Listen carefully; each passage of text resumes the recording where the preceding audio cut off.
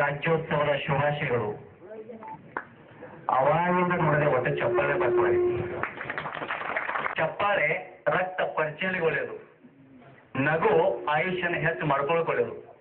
ನೋಡ್ರಿ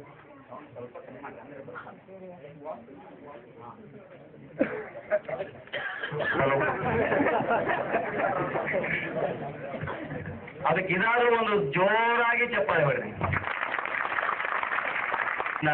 ಸಮಾಜಕ್ಕೆ ಅರ್ಪಿತವಾಗಬೇಕು, ನಮ್ಮ ಕನ್ನಡಕ್ಕೆ ಅರ್ಪಿತವಾಗಬೇಕು. ಎಲ್ಲರೂ ಜೋರಾಗಿ ಒಂದು ಹಾಡೋಣ. ರೆಡಿ ಇದ್ರೆ ಹುಡುಗರ ಕತ್ತಲಲ್ಲಿ ಕರಡಿಗೆ ಜಾಮೂನು ತಿನ್ಸೋಕೆ ಯಾವತ್ತು ಹೋಗ್ಬಾರ್ದು ರೇ. ನೋಡು ಸಂಗೀತ ಇಲ್ಲೇ ಅದ ನೋಡು. ಯಾಕೋ ಸೊಳ್ಳೆ ಭಾಳ ಕಡೆ ಹಾಕದವು. ಈ ಸೊಳ್ಳೆ ಮೇಲೆ ಹಾಡೋಣ.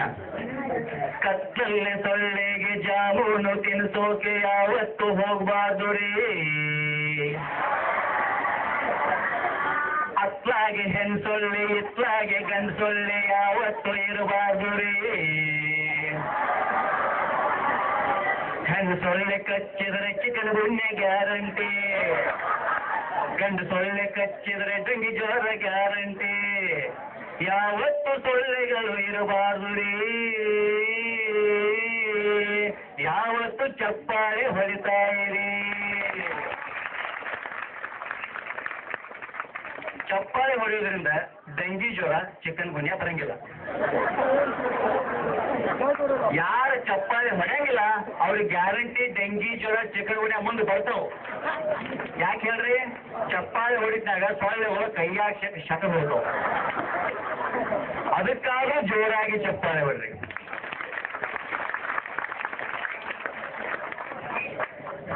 ಎಲ್ಲರೂ ನಗಿಸ್ತಾ ಇರೋಣ. ಯಾರು ಏನಂದ್ರು ಚೇರ್ ಮಾಡಕ್ ಹೋಗ್ರಿ.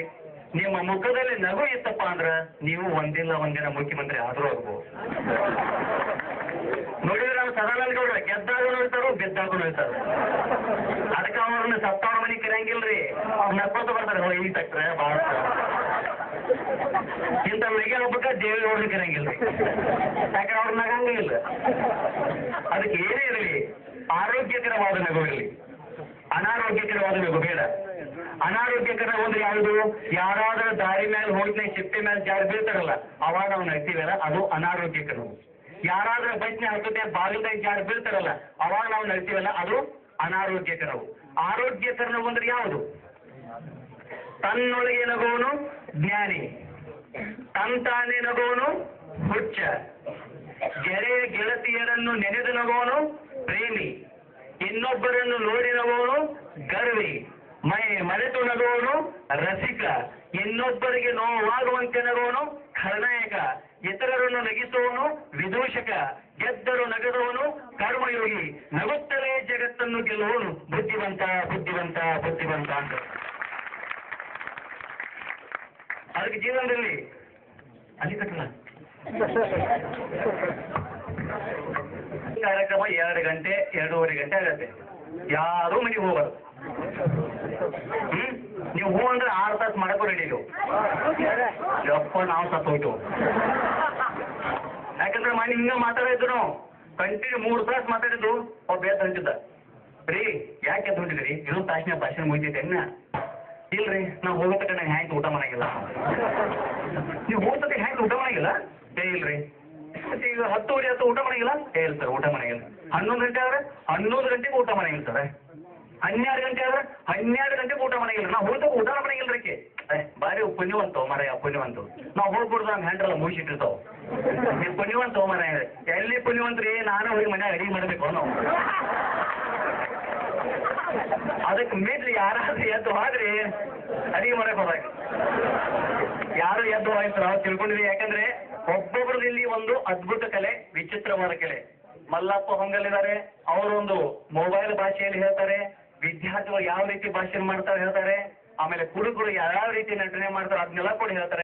ಯಾಕಂದ್ರೆ ಅದು ಅವರು ನಿಮ್ಮ ಊರಿಗೆ ಬಂದಿರತಕ್ಕಂಥ ಹೊಸ ಕಲಾವಿದ, ಅವರನ್ನು ಕೂಡ ನೀವು ಅವ್ರ ಕಲೆಯನ್ನ ಅನುಭವಿಸ್ಬೇಕಂತ ಹೇಳ್ತಾ, ಅದರ ಜೊತೆಗೆ ಪಕ್ಕದಲ್ಲಿ ಕೂತಿರ್ತಕ್ಕಂಥ ಶರಣು ಯಮನೂರು ಅಂತ ಪ್ರಸಿದ್ಧಿಯಾಗಿರ್ತಕ್ಕಂಥ ಶರಣು ಹಿರೇಮಠ್, ಊರು ಯಮನೂರು, ಅವರು ಕೂಡ ರಾಜಕೀಯ ವ್ಯಕ್ತಿಗಳು ಹಾಗೂ ಸಿನಿಮಾ ನಟರ ಒಂದು ಮಿಮಿಕ್ರಿಯನ್ನ ಮಾಡಿ ತೋರಿಸಲಿಕ್ಕೆ ನಿಮ್ಮ ಊರಿಗೆ ಬಂದಿದ್ದಾರೆ.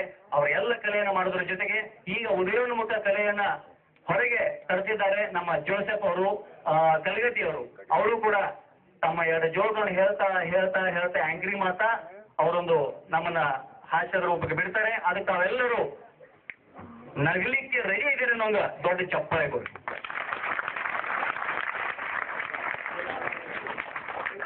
ಯಾಕೆಂದ್ರೆ ಕರ್ನಾಟಕ ರಕ್ಷಣಾ ವೇದಿಕೆಯವರು ನಮ್ಮನೇಲಿ ಕರೆಸಿದ್ರೆ ಯಾಕಪ್ಪ ಅಂದ್ರೆ ತಮ್ಮನ್ನು ನಗಿಸಲಿಕ್ಕೆ ಕರೆಸಿದ್ದಾರೆ.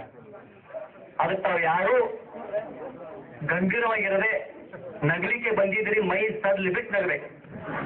ಬಾಜುಗೆ ಒಂದು ತೊಡಿ ಮೇಲೆ ಬರಲೋ ಪರವಾಗಿಲ್ಲ, ಒಟ್ಟು ನಗಬೇಕು. ಯಾಕೆಂದ್ರೆ ಎಷ್ಟು ಮೈ ಹಗರ ಬಿಟ್ಟು ನಗ್ತೀರಿ ಅಷ್ಟು ನಿಮ್ಮ ಆಯುಷ್ಯ ಹೆಚ್ಚತ್ತೆ. ಯಾಕಂದ್ರೆ ಒಂದು ಸೆಕೆಂಡದ ನಗು ಒಂದು ನಿಮಿಷದ ಆಯುಷ್ಯ ಹೆಚ್ಚು ಮಾಡ್ತೇವೆ. ಅದಕ್ಕೆ ಮೈ ಸಲ್ಲಿ ಬಿಟ್ಟು ನಗ್ರಿ. ಆ ಕಡೆ ಈ ಕಡೆ ಅವ್ನು ನಗರಲ್ಲ ಇವ್ ನಗರಲ್ಲ ನೋಡ್ ನಗಕ್ ಹೋಗ್ಬಾರ್ದು. ನಿಮ್ಗೆ ಹೆಂಗೆ ತಿಳಿತೈತೆ ಅಂತರಂಗದಿಂದ ನಗರಿ, ನಿಮ್ಮ ಆಯುಷ್ಯನ ಹೆಚ್ಚಾಗ್ತೈತಿ, ರಕ್ತ ಪರಿಚಯ ಹೆಚ್ಚಾಗ್ತೈತಿ. ನಗುವುದರೊಂದಿಗೆ ಮುಖದ ಸೌಂದರ್ಯತೆ ಹೆಚ್ಚಾಗ್ತೈತಿ. ಅದಕ್ಕೆ ಹೇಳ್ತಾರೆ, ನಗು ಇದ್ದವನು ಶಿಕ್ಷಕನಾಗಬೇಕು, ನಗು ಇದ್ದವನು ವೈದ್ಯನಾಗಬೇಕು. ಯಾವುದೇ ಫೀಲ್ಡ್ನಲ್ಲಿ ಹೋಗ್ಲಿ ನಗು ಇದ್ದವನು ಮಾತ್ರ ಕಾರ್ಯನಿರ್ವಹಿಸಬೇಕು. ನಗು ಇಲ್ಲದ ಒಂದ ಯಾವ್ದಪ್ಪ ಉದ್ಯೋಗ ಅಂದ್ರೆ ಅದು ಶರೀರಗಿರಿ.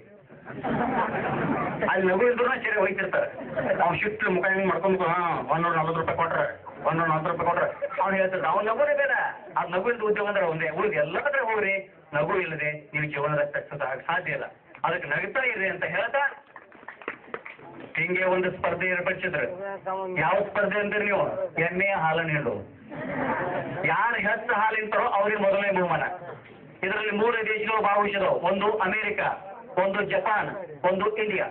ಸಪ್ರೇಟ್ 3 ಕೋಣೆ ಮಾಡಿದವರು. ಒಂದೊಂದು ಕೋಣೆದ ಒಂದು ನೆನೆ ಹಾಕಿದ್ದಾರೆ. ಫಸ್ಟ್ ಅಮೆರಿಕಾದ ಬಂದ, ಅಮೆರಿಕ ಅಂತ ಗೋ ಅಂದ್ರು. ಅವನೋಗಿ ಹಾಲು ಹಿಂಡ್ಕೊಂಡು ಬಂದ, ಹಾಲು ಎನಿಸಿದ್ರು 42 ಲೀಟರ್ ಇದ್ರು. ಇನ್ ಜಪಾನ್ದವ ಬಂದ, ಅವನ ಭಾಷೆನೇ ಬೇರೆ, ಯವ ಯವ ಯವ ಯವ ಸಮತ್ಕೊಂಡಿದ್ದೇವೆ ಚಲೋ ಅಂದ್ರೊಂದು. ಅವನ ಒಳಗೆ ಹೋದ, ಅವನ ಹಾಲು ಹಿಂಡ್ಕೊಂಡು ಬಂದ, ಹಾಲು ಎನಿಸಿದ್ರು 52 ಲೀಟರ್ ಆಗಿದ್ದು. ಯಾಕಂದ್ರೆ ಅವ ಜರ ತಂತ್ರಜ್ಞಾನದ ಮುಂದದ. ಇನ್ನು ನಮ್ಮ ದೇಶದ ಸ್ಪರ್ಧಿ ಯಾರು?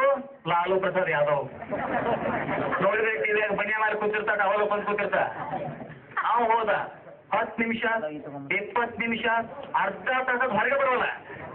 ಬಾಗ್ಲ ಮುರಿದು ಹೊರಗೆ ಹೋಗಿ ನೋಡ್ತಾರ, ಬನ್ಯಾ ಮೇಲೆ ಕೂತ ಟಾವೆಲ್ ತಗೊಂಡು ಬೆವರು ಹೊಸ್ಕೊಡದ. ಬಕ್ಕಿರ ನೋಡುವ ಹನಿ ಹಾಲಿಲ್ಲ. ಸ್ಟೇಜ್ ಮೇಲೆ ಕರ್ಕೊಂಡ್ಬಂದ್ರಿ. ಏನ್ರಿ ಲಾಲು ಪ್ರಸಾದ್ ಅವ್ರಿ? ಅಮೆರಿಕಾದವ್ರು ನೋಡ್ರಿ 42 ಲೀಟರ್ ಇಂಡ್ರು, ಜಪಾನ್ದವ್ರು ನೋಡ್ರಿ 52 ಲೀಟರ್ ಇಂಡ್ರು. ನೀವು ನೋಡ್ರಿ ಒಂದು ಹನಿಯೂ ಹಾಲಿಲ್ಲ. ನಮ್ಮ ದೇಶಕ್ಕೆ ಅವಮಾನಲ್ಲವೇ? ಲಾಲು ಪ್ರಸಾದ್ ಯಾವ್ದೋ ಶಿಫ್ಟ್ ಬತ್ತ ಮೈಕ್ ಕರ್ಕೊಂಡ ಮಾನ ಅಪಮಾನದ ಮಾತು ಆಮೇಲೆ ಇರಲಿ. ಇಲ್ಲಿ ಏನೋ ಕುತಂತ್ರ ನಡೆದೈತಿ. ಅವ್ರಿಗೆ ಮಾತ್ರ ಎಮ್ಮಗಳು ಕೊಡಿದಾರೆ, ನನಗೆ ಮಾತ್ರ ಪಾನ ಕೊಡಿದಾರೆ. ಹೆಂಗೆ ಹೇಳಲ್ಲ, ಒದಿಸ್ಕೊಂಡು ಗೌರವ ಇದ್ದಾನೆ.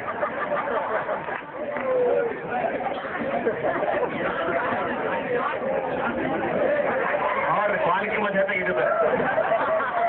ಅದಕ್ಕೆ ಮಾಡಿ ಬರಾಕ್ ಒಬಾಮಾ ಫೋನ್ ಮಾಡಿರು.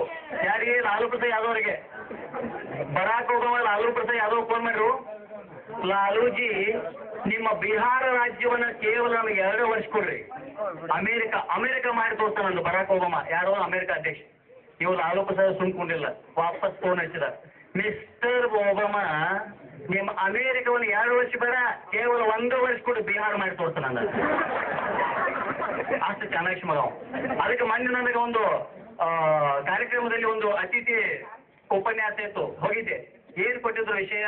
ದೇಶದ ಭ್ರಷ್ಟಾಚಾರ ಬಗ್ಗೆ ಮಾತಾಡ್ಲಿಕ್ಕೆ ಕೊಟ್ಟಿದ್ರು. ನಾನು ಮಾತಾಡ್ತಾ ಇದ್ದೆ, ನಮ್ಮ ದೇಶ A to Z ಭ್ರಷ್ಟಾಚಾರದಲ್ಲಿ ಮುಳುಗಿ ಹೋಗಿದೆ, ಭ್ರಷ್ಟಾಚಾರದಲ್ಲಿ ಮುಕ್ತವಾಗಿ ಸಾಧ್ಯವೇ ಇಲ್ಲ ಅನ್ನೋದಕ್ಕೊಂದು ಉದಾಹರಣೆ ಕೊಡ್ತಾ ಇದ್ದೆ. ಏನು? A to Z.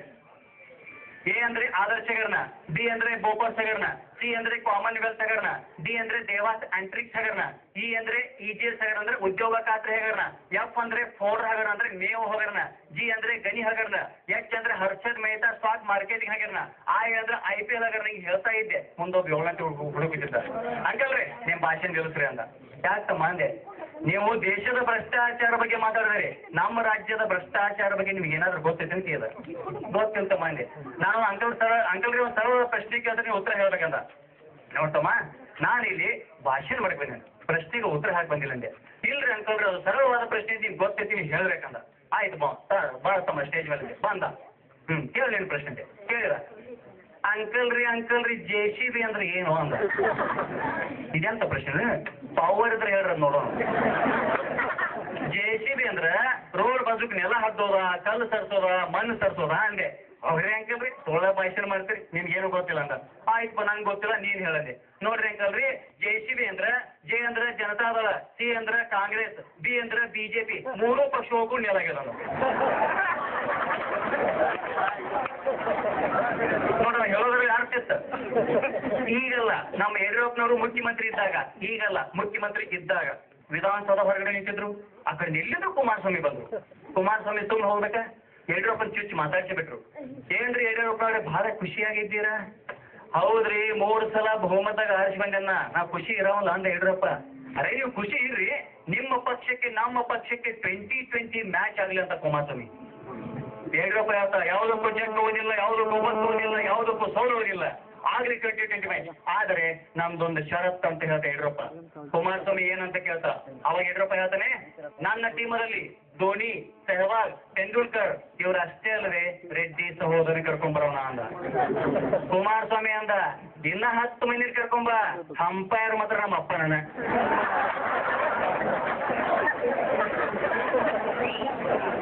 ಯಾಕೆ ದೇವೇಗೌಡ ಕೈ ಇಟ್ರೆ ವಿಕೆಟ್ ಬಿತ್ತ? ನಾವು ನೀವು ಒಬ್ರಿಗೊಬ್ರು ಮುಖ ನೋಡ್ಕೊತಾ ಇದೀವಪ್ಪ ಅಂದ್ರೆ ಮೊನ್ನೆ ಡಿಸೆಂಬರ್ 21 ಪ್ರಳಯ ಆಗಿಲ್ಲ, ಪೋಸ್ಟ್ಪೋನ್ ಆಗಿತ್ತು. ಪೋಸ್ಟ್ಪೋನ್ 18 ಮಾರ್ಚ್ 2035 ಬರ್ತೈತೆ ಹೇಳಿದಾರೆ. ಯಾರು ಹೇಳಿದಾರೆ? ಜ್ಯೋತಿಷ್ಯರು ಹೇಳಿದಾರೆ, ವಿಜ್ಞಾನಿಗಳು ಹೇಳಿಲ್ಲ. ವಿಜ್ಞಾನಿಗಳು ಹೇಳಿ ಕರೆ ಅಂತ ನಂಬೋದು, ಜ್ಯೋತಿಷ್ಯರು ಹೇಳಿ ಹಂಗಂತ ಕರೆ ಅಂತ ನಂಬೋದು ನಾವು. ಅವ್ರ ನಮ್ಮನ್ನ ಹಾದಿ ಬಿಡ್ತೋದು ಮಾಡ್ತಿರ್ತಾರೆ, ಅವ್ರ ಉದ್ಯೋಗ ಅವ್ರು ಮಾಡ್ಲಿ. ಮೊನ್ನೆ ಒಬ್ಬ 25 ವರ್ಷದ ಹುಡುಗ ಜ್ಯೋತಿಷ್ಯರು ಹೋದ. ಜ್ಯೋತಿಷ್ಯರ ಒಂದು ಸಮಸ್ಯೆ ಐತೆ ಬಗೆಹರಿಸಬೇಕಂತ. ನಾನು ಇಂಡಿಯಾದಲ್ಲಿ ದೊಡ್ಡ ಜ್ಯೋತಿಷ್ಯ, ನಿಂದ ಎಂತ ಬೆಕ್ಕದಂತ ಸಮಸ್ಯೆ ಇದ್ರೆ ಚಿಟ್ಕಿ ಹೊಡೆದ್ರೆ ಮುಗಿಸ್ತಾರೆ ಹೇಳಂದ. ಅವ 25 ವರ್ಷದ ಹುಡುಗಿದ. ನೋಡ್ರಿ ಜ್ಯೋತಿಷ್ಯರ, ನಾನು ಒಂದು ಹುಡುಗಿಯನ್ನ ಪ್ರೀತಿ ಮಾಡುತ್ತಿದ್ದೇನೆ, ಆ ಹುಡುಗಿಯನ್ನ ಯಾವ ಸಮಯದಲ್ಲಿ ಓಡಿಸೋದು ಹಾಗೆ ಮದುವಾಗ್ತೀನಿ ಅಂದ. ಜ್ಯೋತಿಷಿ ಅವರ ಬಿಟ್ಟು ಆ ಕಡೆ ಪೇಜ್ ಹೋಲಿಸಿರಿ, ಈ ಕಡೆ ಪೇಜ್ ಹೋಲಿಸಿರ, ಆ ಕಡೆ ಗಣಿತ ಬರೋದು, ಈ ಕಡೆ ಗಣಿತ ಬರೋದು, ಏನೋ ಲೆಕ್ಕ ಬರಲ್ಲ. ಕೊನೆಗೆ ಏನೋ ಒಂದು ಹೇಳ್ಬೇಕಲ್ಲ, ಹೇಳಿದ ತಮ್ಮ ಮಧ್ಯರಾತ್ರಿ 2 ಗಂಟೆಗೆ ಹುಡುಗಿನ ಓಡಿಸ್ಕೊಂಡು ಹೋಗಿ ನೀ ಗ್ಯಾರಂಟಿ ಮಗಿವಾಕಿ ಅಂದ. ಮರುದಿನ ಎದ್ದು ನೋಡ್ತೀರಿ, ಹುಡುಗಿನ ಓಡಿಸ್ಕೊಂಡು ಹೋಗಿದ್ದ. ಹುಡುಗಿ ಯಾರು ಅಂತೀರಿ ನೀವು? ಜ್ಯೋತಿಷ್ಯನ ಮಗಳ. ಅವ್ರ ಭವಿಷ್ಯ ಅವ್ರಿಗೆ ಗೊತ್ತಲ್ಲ, ಭೂಮಿ ಪ್ರಳಯ ಐತೆ ಹೆಂಗೆ ಹೇಳ್ತಾರೋ ಎಲ್ಲವ.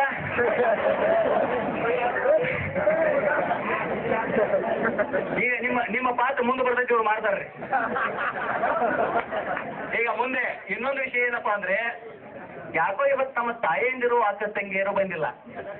ಬಂದ್ರೆ ಸರಿ, ಇವ್ರು ಅಷ್ಟೇ ಬಂದಾರೆ. ಯಾಕೋ ಪಾಪ ಅವ್ರು ಧಾರಾವಾಹಿ ಮೇಲೆ ಸಿಟ್ಟಾಗೈತಿ. ಅಷ್ಟೊಂದು ಸರಳವಾಗಿ ಅವ್ರು ಹೊರಗೆ ಬರಂಗಿಲ್ರಿ. ಧಾರಾವಾಹಿ ಬಿಟ್ಟು ಬರ್ಬೇಕಂದ್ರೆ ಅವ್ರು ಸಾಮಾನ್ಯ ಅಲ್ರಿ, ಎಲ್ಲ ಬಿಡ್ತಾರೆ, ಕೈ ಧಾರಾವಾಹಿ ಬಿಡಂಗಿಲ್ಲ. ಮಧ್ಯಾಹ್ನ 2 ಗಂಟೆಗೆ ಗೋಕುಲ್ ಮುಂದೆ ಕೂತ್ರು, ರಾತ್ರಿ 10 ಮಾಂಗಲ್ಯ ಕಟ್ಟೆ ಮಲಗಿತಾರೆ. ಅಷ್ಟೊಂದು ಪ್ರಭಾವ ಧಾರಾವಾಹಿ ನಮ್ಮ ಹೆಣ್ಮಕ್ಳ ಮೇಲೆ ಬಂದೈತ್ರಿ. ಯಾವ ರೀತಿ ಬಿದ್ದೈತಂದ್ರೆ, ಮಧ್ಯಾಹ್ನ 2ರಿಂದ ರಾತ್ರಿ 10 ತನಕ ಎಲ್ಲಾ ಧಾರಾವಾಹಿ ಹೆಸರು ಬರ್ತಾವ ನೋಡ್ರಿ, ಹೆಂಗ ಅವ್ರು ಮಾಂಗಲ್ಯ ಕಟ್ತಾರ ನಾವು.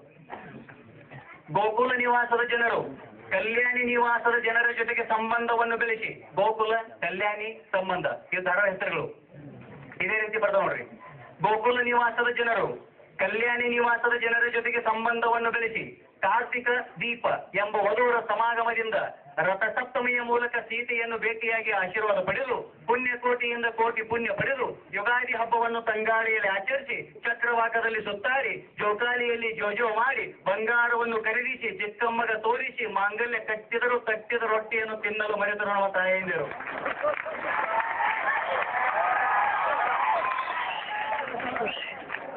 ಅಷ್ಟೊಂದು ಪ್ರಭಾವ ಧಾರಾವಾಹಿ ನಮ್ಮ ಹೆಣ್ಮಕ್ಳು ಐತ್ರಿ. ಅದಕ್ಕೆ ಇಂತಿಂದ ದೊಡ್ಡ ಫಂಕ್ಷನ್ ಆಯ್ತು ಸಸಿ ಕೂಡಿ ಬರಂಗಿಲ್ರಿ. ಬಾಜುಕಿನ ಮನೆ ಸಸಿ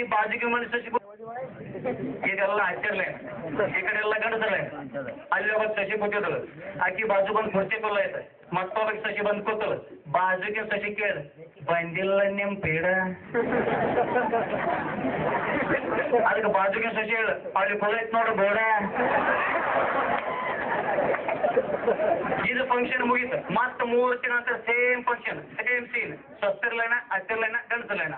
ಅಕ್ಕೆ ಸೊಸಿ ಕೂತಿದ್ರು ಅಕ್ಕಿ ಪಕ್ಕ ಕುರ್ಚಿ ಕೂಲ ಐತೆ ಮತ್ ಅಕ್ಕೆ ಸೊಸಿ ಬಂದ್ ಕೂತು ಬಾಜುಗೆ ಸೊಸಿ ಕೇಳ ಬಂದಿಲ್ಲ ನಿನ್ ಪೀಡ ಅಯ್ಯೋ ಏನ್ ಮಾಡ್ತಿ ಬಿಡುವ ಮಾನ್ಯನ ಮಾತಿ ಹಿತ್ಲಾಗ ಬಾಯ ಬಿದ್ದು ಸತ್ತೋಳು ನೀ ಮಾತಿ ಸತ್ತೋಳ ಅವ್ವ ಎಂತ ಪುಣ್ಯ ಮಾಡಿದೀನಿ ನಿನ್ನದು ಪುಣ್ಯವಂತಿ ಜಗಿತೇ ಇಲ್ಲ ನೋಡ ನಮ್ಮ ಹಚ್ಚಿದಾಳ ಹಿತ್ಲಾಗ ಬಾವಿ ಮನಿ ಮುಂದ್ ಬಾವಿ ಹೊಲದಾಗ ಬಾವಿ ಬೀಳಾಕ ತಯಾರಿಲ್ಲ ಅದಕ್ಕೆ ಬಾಜುಗೆ ಸೊಸಿ ಹೇಳ ಅವ್ರು ಹಂಗ ಬೀಳಂಗಿಲ್ಲ ನಮ್ದು ಜರ ಪ್ರಯತ್ನ ಬೇಕ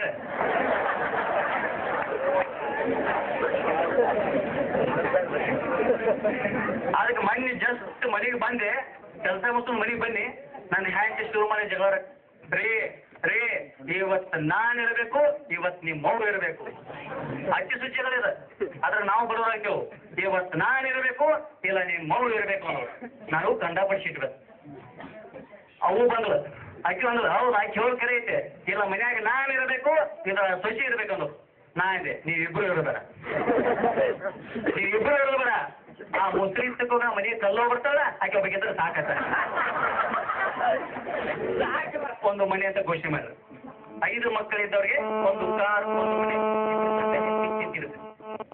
ಹೇಳ್ತಂದ್ರು ಅಲ್ರಿ ರಾಜ್ಯ ಸರ್ಕಾರದವರು 5 ಮಕ್ಕಳಿದ್ದವ್ರಿಗೆ ಕಾರು ಮನೆ ಕೊಡೋದಾರ ನಮ್ಗೆ ನಾವು 3 ಮಕ್ಕಳು ಹೆಂಗ ಮಾಡೋದ್ರಿ ಅಂದ್ರು ಗಂಡಂದ ನೀ ಸಿಟ್ ತಿಳ್ಕೊಂಡಿದ್ರ ಒಂದ್ ಮಾತು ಹೇಳ್ತಾರಂದ ಇಲ್ಲಿ ತಗೋರಿ ಸಿಟ್ ತಿಳ್ಕೊಂಡಿಲ್ಲ ಹೇಳ್ರಿ ಅಂದ್ರು ನೋಡ ಸಿಟ್ ತಿಳ್ಕೊಳ್ಳೋದಿಲ್ಲ ನನ್ ಜೊತೆ ಜಗಾಡೋದಿಲ್ಲ ನನ್ ಜೊತೆ ಮಾತು ಬಿಡೋದಿಲ್ಲ ಹಂಗಿದ್ರೆ ಹೇಳ್ತಾರಂದ ಇಲ್ಲಿ ತಗೋರಿ ನಿಮ್ ಜೊತೆ ನಾ ಟೋಟಲಿ ಜಗಾಡೋದಿಲ್ಲ ಹೇಳ್ರಿ ಅಂದ್ರು ಅವಾಗ ಗಂಡಂದ ಅವ್ ಬಾಜುಕಿನ 2 ಮಕ್ಕಳು ನಾವು ನನಗೆ ಹುಡುಗ ಕರ್ಕೊಂಡ್ ಬರ್ಲಿ ನಾನು